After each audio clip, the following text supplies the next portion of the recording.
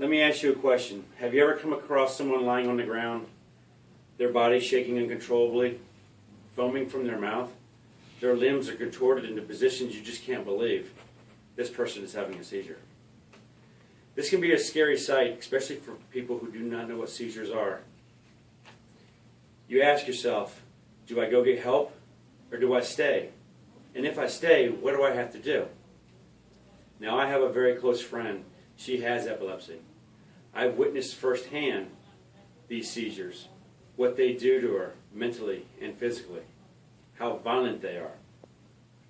She has educated me with how to administer aid to her if she's having a seizure or to anyone else.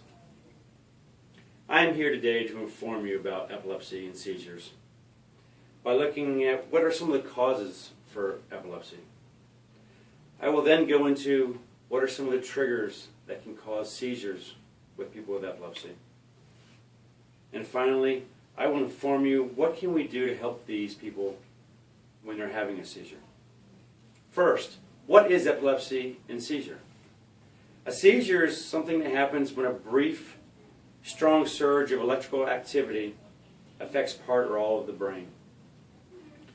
According to WebMD, doctors are only able to diagnose 30% of people with epilepsy to a certain cause of why they have epilepsy.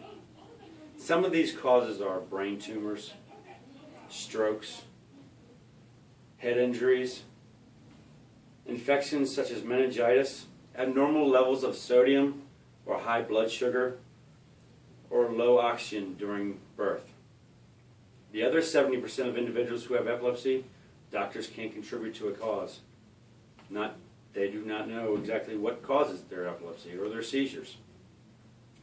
Now that I've covered what are some of the causes of epilepsy, I will go into what are some of the triggers that can cause these seizures. There are certain factors that provoke seizures in people with epilepsy. People with epilepsy can help avoid seizures and live a better life if they watch and avoid some of these triggers. Some of these triggers include heavy alcohol use, lack of sleep, missing their medication, cocaine or other drug abuse. Also in women, 1 out of every 2 women with epilepsy, seizures tend to occur more around the time of menstrual periods. Now that we've covered causes and triggers of epilepsy, I'm going to inform you about the first aid that you can administer to people who are having a seizure. The majority of people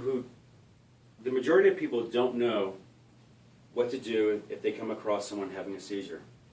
There's myths and misconceptions that you're supposed to put something into their mouths, stop them from swallowing their tongue, or just restraining someone having a seizure. These are all myths. Never put anything into their mouth, never restrain them. Victims who are having seizures will not swallow their tongue. If you find somebody having a seizure, loosen any clothing around their neck. Start timing the seizure. Gently roll them on their sides, placing something soft under their head. You want to stay with the victim until their seizures run their natural course. Once they've regained consciousness, reassure them, tell them they're all right.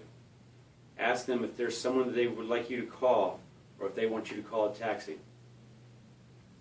You do not need to call emergency for someone having a seizure, unless their seizure is 5 minutes or longer, if they're pregnant, if this seizure happened while they're in water, or if there are other injuries that were caused by this seizure.